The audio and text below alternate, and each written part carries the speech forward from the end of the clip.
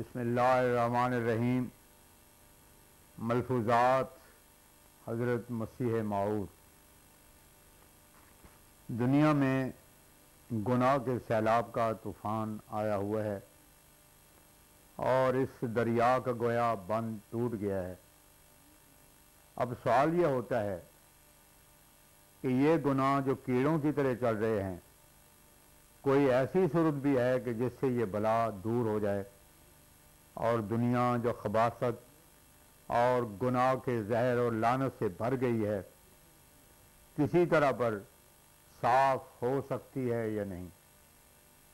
اس سوال کو قریباً تمام مذہبوں اور ملتوں نے محسوس کیا اور اپنی اپنی جگہ پر وہ کوئی نہ کوئی علاج بھی گناہ کا بتاتے ہیں، مگر تجربہ سے معلوم ہوا ہے کہ اس زہر کا تریاق کسی کے پاس نہیں۔ ان کے علاج استعمال کر کے مرض بڑا ہے، گھٹا نہیں۔ مثال کے طور پر ہم عیسائی مذہب کا نام لیتے ہیں۔ اس مذہب نے گناہ کا علاج مسیح کے خون پر ایمان لانا رکھا ہے کہ مسیح ہمارے بدلے یہودیوں کے ہاتھوں صلیب لٹکایا جا کر جو ملعون ہو چکا ہے، اس کی لعنت نے ہم کو برکت دی۔ یہ عجیب فلسفی ہے کہ جو کسی زمانہ اور عمر میں سمجھی نہیں جا سکتی۔ لعنت برکت کا موجب کیوں کر ہو سکتی ہے اور ایک کی موت دوسرے کی زندگی کا ذریعہ کیوں کر ٹھہرتی ہے؟ ہم عیسائیوں کے اس طریقے علاج کو عقلی دلائل کے معیار پر بھی پرکھنے کی ضرورت نہ سمجھتے اگر کم از کم عیسائی دنیا میں یہ نظر آتا کہ وہاں گناہ نہیں ہے۔ لیکن جب یہ دیکھا جاتا ہے کہ وہاں حیوانوں سے بھی بڑھ کر ذلیل زندگی بسر کی جاتی ہے تو ہم کو اس طریقے انسداد گناہ پر اور بھی حیرت ہوتی ہے اور کہنا پڑتا ہے کہ اس سے بہتر تھا کہ یہ کفارہ نہ ہوا ہوتا جس نے اباحت کا دریا چلا دیا، اور پھر اس کو معافی گناہ سے کوئی تعلق ہی نہیں ہے۔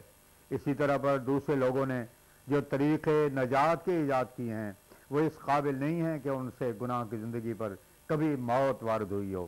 پھر یہ بھی دیکھا گیا ہے کہ شریر اور خطاکار قومیں معجزات دیکھ کر پیشگوئیاں دیکھ کر باز نہیں آئیں۔ حضرت موسیٰ کے معجزات کیا کم تھے؟ کیا بنی اسرائیل نے کھلے کھلے نشان نہ دیکھے تھے؟ مگر بتاؤ کہ ان میں وہ تقوی اور خدا ترسی اور نیکی جو حضرت موسیٰ چاہتے تھے کامل طور پر پیدا ہوئی؟ آخر ضربت علیہم الذلۃ والمسکنہ کے مصداق وہ قوم ہو گئی۔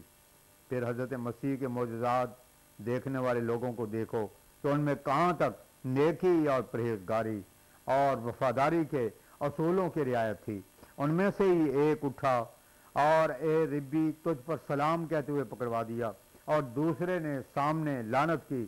ان ساری باتوں کو دیکھ کر پھر سوال ہوتا ہے کہ وہ کیا شے ہے جو انسان کو واقعی گناہ سے روک سکتی ہے؟ میرے نزدیک خدا تعالیٰ کا خوف اور خشیت ایسی چیز ہے جو انسان کی گناہ کی زندگی پر موت وارد کرتی ہے۔ جب سچا خوف دل میں پیدا ہوتا ہے تو پھر دعا کے لیے تاریخ ہوتی ہے، اور دعا وہ چیز ہے جو انسان کی کمزوریوں کا جبر نقصان کرتی ہے۔ اس لیے دعا کرنی چاہیے۔ خدا تعالیٰ کا بھی وعدہ ہے ادعونی استجیب لکم۔ بعض وقت انسان کو ایک دھوکہ لگتا ہے کہ وہ عرصہ دراز تک ایک مطلب کے لیے دعا کرتا ہے اور وہ مطلب پورا نہیں ہوتا، تب وہ گھبرا جاتا ہے۔ حالانکہ گھبرانا نہ چاہیے، بلکہ طلبگار یابس صبور و حمول۔ دعا تو قبول ہو جاتی ہے لیکن انسان کو بعض دفعہ پتہ نہیں لگتا کہ کیونکہ وہ اپنی دعا کے انجام اور نتائج سے آگاہ نہیں ہوتا، اور اللہ تعالیٰ جو عالم الغیب ہے اس کے لیے وہ کرتا ہے جو مفید ہوتا ہے۔ اس لیے نادان انسان یہ خیال کر لیتا ہے کہ میری دعا قبول نہیں ہوئی، حالانکہ اس کے لیے اللہ تعالیٰ کے علم میں یہی مفید تھا کہ وہ دعا اس طرح پر قبول نہ ہو بلکہ کسی اور رنگ میں ہو۔ اس کی مثال ایسی ہے کہ جیسے ایک بچہ اپنی ماں سے آگ کا سرخ انگارہ دے کر مانگے تو کیا دانشمند ماں اسے دے دے گی؟ کبھی نہیں۔ اسی طرح پر دعا کے متعلق کبھی ہوتا ہے، غرض دعائیں کرنے سے کبھی تھکنا نہیں چاہیے۔ دعا ہی ایسی چیز ہے جو خدا کی طرف سے ایک قوت اور نور عطا کرتی ہے جس سے انسان بدی پر غالب آ جاتا ہے۔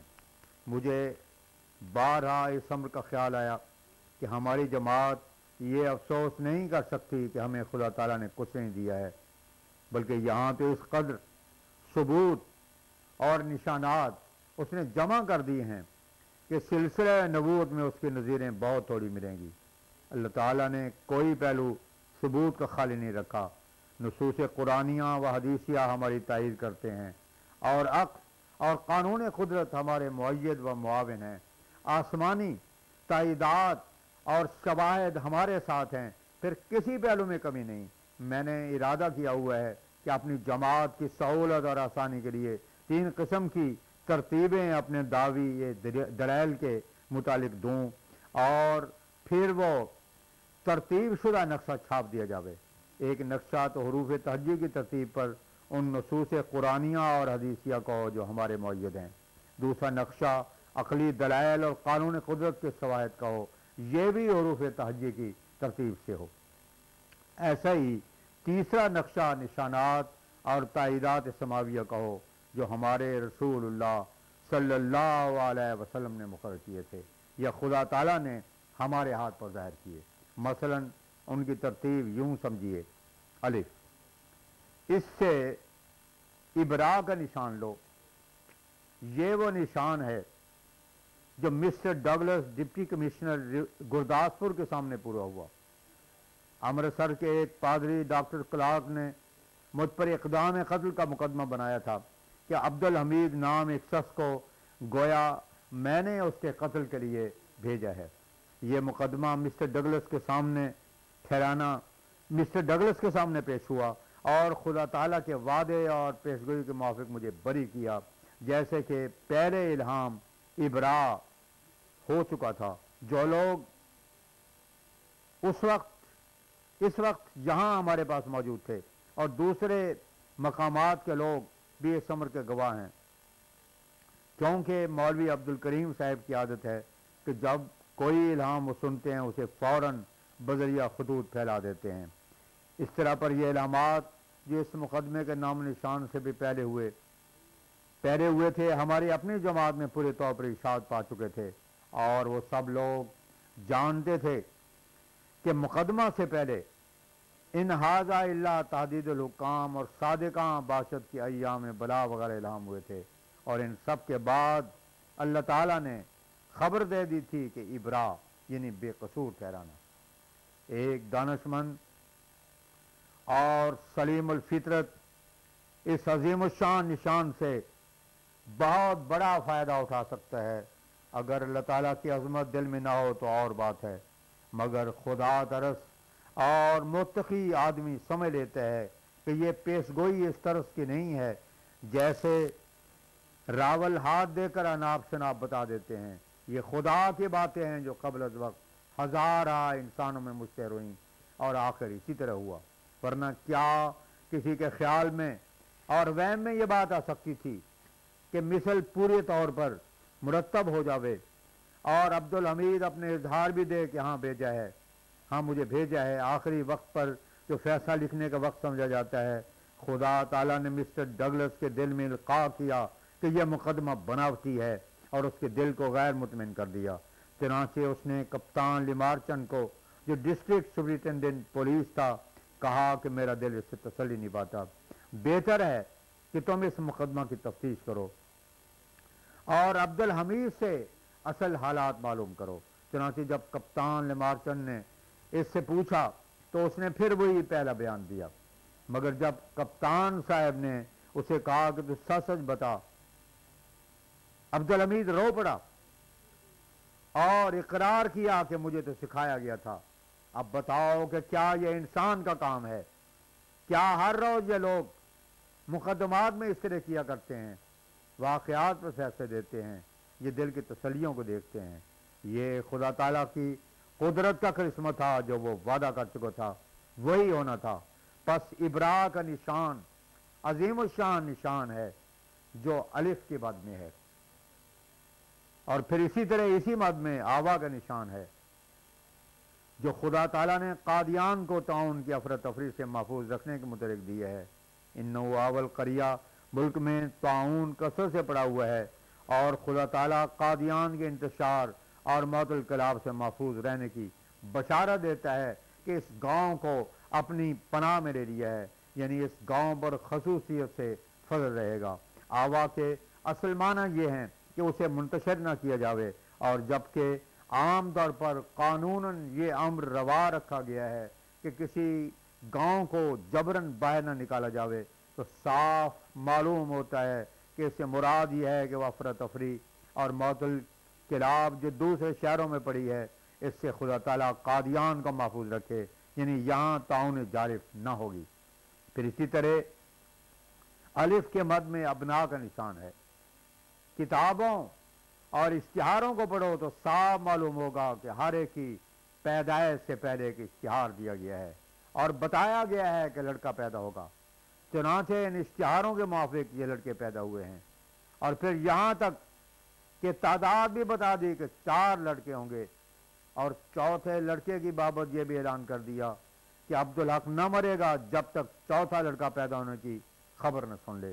ایسے ہی مولوی نور الدین صاحب کے بیٹے کی بابت جب سعد اللہ نے اعتراض کیا تو خدا تعالیٰ نے میری دعاؤں کے بعد مجھے بشارت دی کہ مولوی صاحب کے ہاں ایک لڑکا پیدا ہوگا، یہاں تک کہ اس کے بدن پر پھوڑوں کا نشان بھی پتہ دیا گیا اور اس کا علاج بھی بتایا گیا۔